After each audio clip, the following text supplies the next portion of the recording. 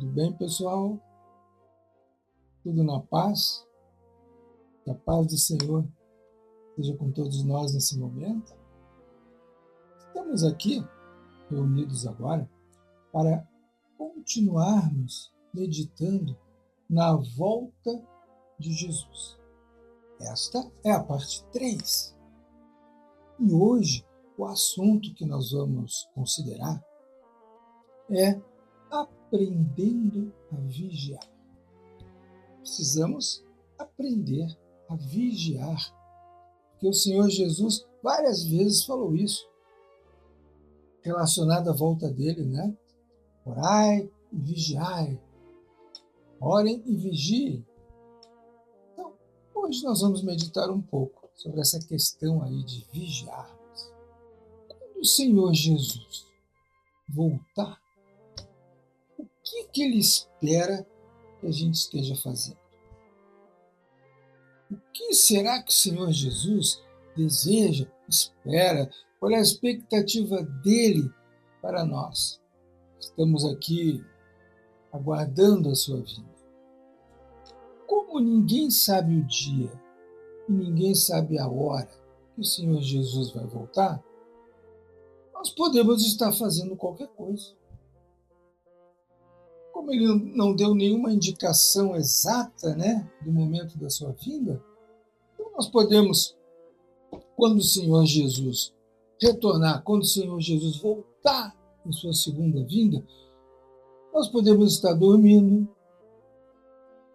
podemos estar tomando banho, podemos estar discutindo com a esposa, brigando com o marido, podemos também estar pregando a palavra de Deus, podemos estar ajoelhados em oração, podemos estar fazendo qualquer coisa normal referente ao nosso dia a dia. Mas será que isso vai ter algum problema para nós? O que nós vamos estar fazendo assim, no momento exato em que o Senhor Jesus estiver voltando? Eu creio que o que nós vamos estar fazendo não tem uma importância capital, porque o importante é nós estarmos preparados para a sua vida. Por isso a questão do vigiar. Vamos ler um texto em Mateus 24. Nos ajuda a esclarecer sobre essa questão. Mateus 24, capítulo 37. Pois assim como foi nos dias de Noé, também será a vinda do Filho do Homem. O Filho do Homem é Jesus. Era uma das maneiras como ele se referia a si mesmo. Pois assim como foi nos dias de Noé, também será a vinda do Filho do Homem. Porquanto, assim como nos dias anteriores ao dilúvio, comiam, bebiam, casavam-se e davam-se em casamento, até ao dia em que Noé entrou na arca e não o perceberam, senão quando veio o dilúvio e os levou a todos, assim será também a vinda do Filho do Homem.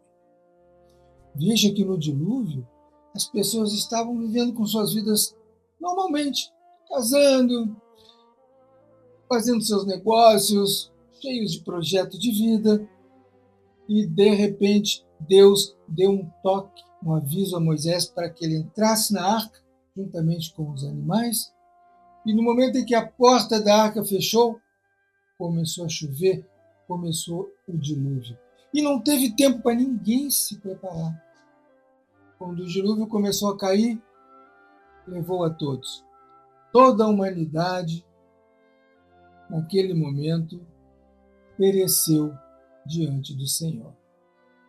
E Deus enviou o dilúvio porque havia muita violência na terra. Os projetos do coração do homem eram todos voltados para o mal. Então Deus resolveu terminar com a raça humana e recomeçar tudo novamente por meio de Noé e sua família. E para que nós não ficássemos preocupados, toda vez que chovesse, a gente iria pensar, será que vai vir outro dilúvio? Deus fez uma aliança conosco, colocando o arco-íris nos céus. O arco-íris é um sinal entre Deus e nós, seres humanos, de que nunca mais Deus eliminaria da face da terra a raça humana por meio de águas de dilúvio, por meio de chuvas. Então, a partir daquele momento, toda vez que chove, nós ficamos tranquilos porque Deus está em aliança conosco nesse aspecto. Aqui nós vemos uma coisa interessante. Como que Jesus espera que a gente esteja vivendo? Olha só a continuidade desse texto, que legal. Então, 2 estarão no campo, um será tomado e deixado o outro. 2 estarão trabalhando no moinho, uma será tomada e deixada a outra. Portanto, vigiai, que não sabeis em que dia vem o vosso Senhor. Em que dia vem Jesus. E ele diz, vigiai.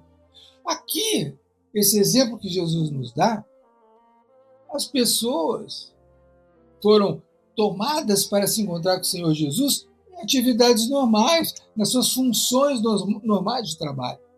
É como nós, um é bancário, está trabalhando lá no banco, um será tomado e os outros não, ficarão por lá.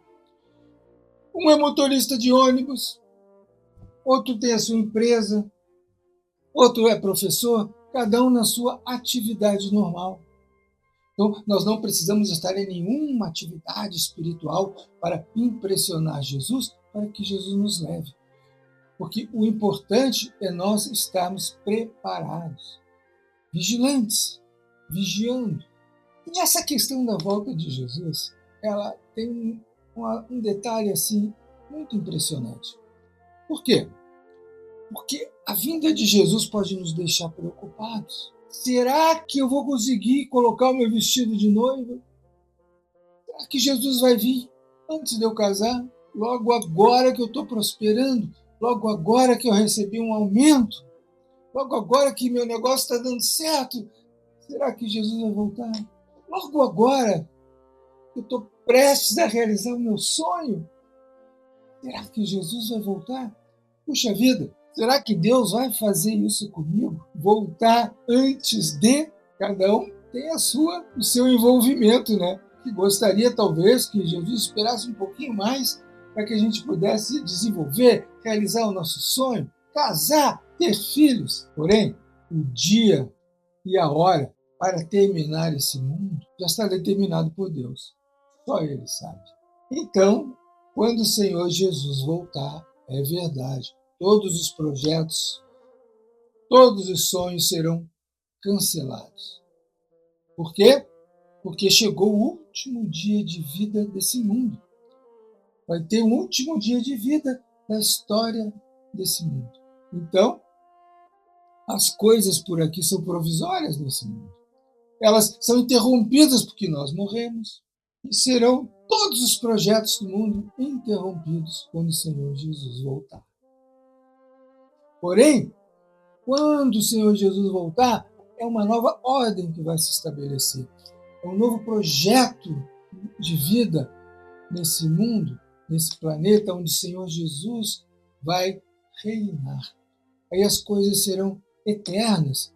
É um outro nível de alegria, outro nível de prazer, outro nível de satisfação, outro tipo de realização.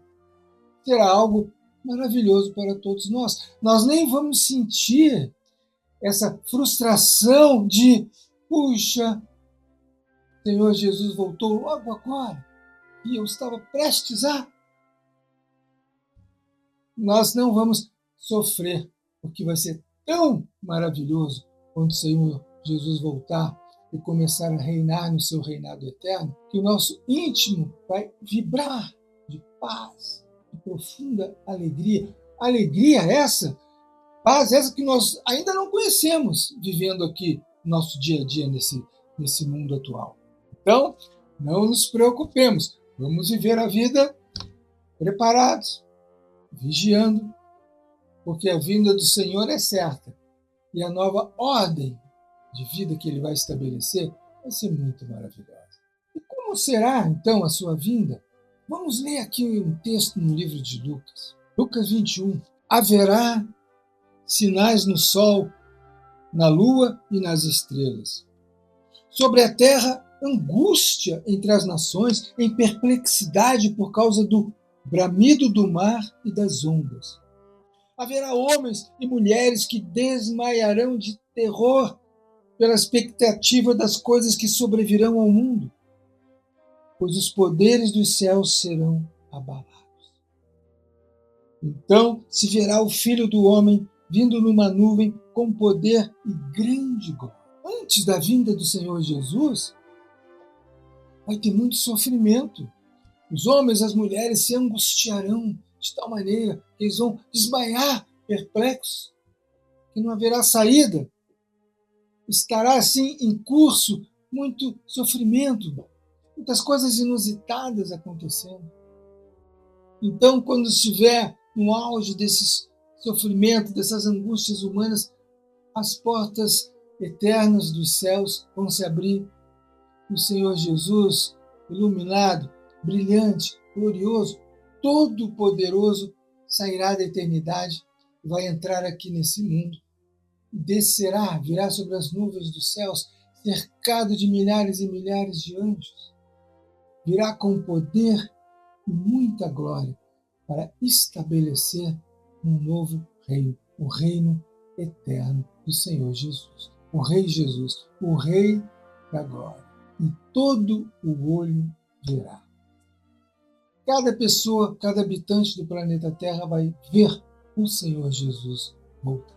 Então, o que o Senhor Jesus deseja de todos nós é que nós estejamos preparados, vigiando, com a nossa lâmpada acesa, nossa vida espiritual ativa.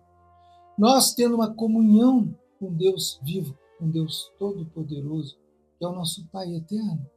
Nós temos uma comunhão com o nosso Pai Eterno, comunhão com o Senhor Jesus, comunhão com o Espírito Santo. Isso é vigiar. Nós estamos nos relacionando com o nosso Pai Eterno e com o próprio Senhor Jesus, que irá voltar. E existe algo aqui muito bom que nós devemos estar atentos, que é vestir as vestes da luz, para estarmos bem preparados, bem vigilantes quando o Senhor Jesus voltar. João, o apóstolo João, nos ensina assim, que Jesus disse a respeito dele mesmo. Eu sou a luz do mundo. Quem me segue não andará nas trevas. Pelo contrário, terá a luz da vida. Quem segue a Jesus tem a luz da vida. Quem segue a Jesus não anda nas trevas. Tem uma percepção importante, uma consciência dos seus pecados. Quem segue a Jesus consegue enxergar os seus próprios pecados. E quem segue a Jesus anda na luz, que Jesus é a luz desse mundo. Então é importante para nós vigiarmos, é confessar os nossos pecados. Nunca permitir acúmulo de pecado na nossa vida. Toda vez que nós pecarmos, percebermos isso, nós devemos confessar para Deus o nosso pecado. Que Ele é fiel e justo para perdoar os nossos pecados e nos purificar de toda injustiça. Precisamos estar vigiando. Precisamos estar confessando os nossos pecados para estarmos sempre com a nossa consciência transparente diante de Deus. Então, vigiar é também confessar os nossos pecados diante do Pai, que Ele nos perdoa os pecados e nos limpa dos nossos pecados. Precisamos aproveitar essa bênção maravilhosa da disposição de Deus, da graça de Deus de estar perdoando os nossos pecados, quando nós confessamos pecados do nosso dia a dia para Ele. Outra coisa importante, que João também, o apóstolo, nos orienta. Se andarmos na luz, mantemos comunhão uns com os outros. Nós que cremos no Senhor Jesus, precisamos ter comunhão, coisas em comum, porque, afinal de contas, nós cremos no mesmo Senhor Jesus, todos nós, temos o mesmo Deus, o mesmo Espírito habita dentro de nós. Então, é importante que a gente tenha comunhão uns com os outros, afinidade espiritual uns com os outros. E evitar algo tremendo, que o apóstolo João também nos orienta. Aquele que diz que está na luz, aquele que diz estar na luz e odeia a seu irmão, até hoje está nas trevas. Nós podemos ficar indignados com os irmãos, podemos ter raiva dos irmãos. Afinal de contas, tem muitos irmãos que eles aprontam, agem mal, agem de maneira inadequada. Tem muitos irmãos que pedem dinheiro emprestado e não pagam, pedem uma roupa emprestada e não devolvem. Muitos irmãos mentem, muitos irmãos agem de maneira inadequada conosco, nos magoam. Muitos irmãos até podem nos trair. De maneira impressionante isso acontece. E aí? E agora? O que nós vamos fazer quando isso ocorre conosco? Nós não fizemos nada. O irmão, a irmã foi quem aprontou, quem agiu mal contra nós. E nós agora temos que perdoar? Ora, não é justo. Como é que isso funciona? Veja só, meu camarada, meu irmão, minha irmã, o irmão e a irmã é que nos causaram dano e nós é que temos que perdoar. Porém, nós é que pecamos e Jesus é que teve que sofrer angústias, sofrer tremendamente naquela cruz para nos perdoar. Nós é que praticamos pecados e Jesus é que morreu no nosso lugar. Nós é que praticamos pecados e Jesus é que sofreu angústias profundas naquela cruz. É por isso que nós estamos nessa mesma frequência. Os irmãos é que pecaram contra nós e nós é que temos que perdoar? Você mesmo pode responder esta pergunta, né? Nós é que pecamos e Jesus deu a sua vida por nós. Nós não podemos desenvolver raiva, ódio por irmãos por terem feito coisas ruins contra nós. Nós realmente temos que perdoar. É muito difícil, viu? Ter que perdoar. Muito difícil. Até pode ser que uma pessoa ou outra consiga perdoar rapidamente. Mas, normalmente, é um processo isso de perdoar. Quando nós estamos contra um irmão que agiu mal conosco, nós precisamos orar, colocar diante de Deus, pedir perdão para Deus pela nossa dificuldade de perdoar, pedir para Deus nos ajudar por meio da sua graça a perdoar o irmão, a perdoar a irmã. Porque se tem uma coisa que é complicada, é nós perdoarmos 100% um irmão, uma irmã que agiu mal conosco. Deus sabe disso. Então, nós precisamos agir como o Senhor Jesus agiu. Realmente precisamos perdoar. Todos nós somos convocados por Deus para vivermos esse estilo de vida. Quem está passando por isso, quem passou por essa questão de receber do irmão um maltratamento, uma má conduta e ter que perdoar, sabe como é difícil essa parte. Mas todos nós somos convidados por Deus, convocados pelo nosso Pai Eterno, como filhos de Deus, a vivermos o mesmo estilo de vida, todos nós juntos. Porque o Espírito Santo habita em todos nós. O Senhor Jesus vive em cada um de nós. Nosso Pai Eterno é o nosso Pai Celestial de todos nós. Somos todos filhos de Deus vivo. Enviou o Senhor Jesus para morrer em nosso lugar, sendo nós pecadores. Então, meu irmão, minha irmã, esse é o nosso caminho. Manter a nossa lâmpada acesa, ter uma comunhão com o nosso Deus, comunhão com o Senhor Jesus, comunhão com o Espírito Santo. Nos devemos vestir com as vestes da luz, andar na luz, confessar os nossos pecados, todos nós devemos perdoar, por mais difícil que seja. Com a bênção de Deus, com o poder de Deus agindo em nós vamos conseguir perdoar. Vamos finalizar fazendo uma oração. Pai Celestial, te louvamos porque estamos aguardando a vinda do Senhor Jesus. Te louvamos, Pai amado, porque somos teus filhos. E nós, Pai Celeste, desejamos andar na luz, confessar nossos pecados para Ti. Desejamos também perdoar o irmão, perdoar a irmã que tenha agido mal conosco.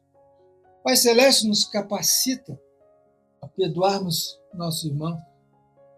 Nos inspira, nos fortalece por meio do Espírito Santo para perdoar o nosso irmão que pecou contra nós, que agiu tão mal conosco.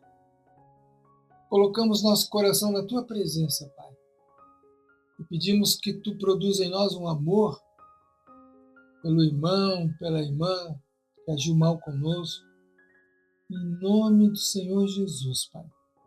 Em nome do Senhor Jesus. Amém. Que a paz do Senhor seja sobre todos nós.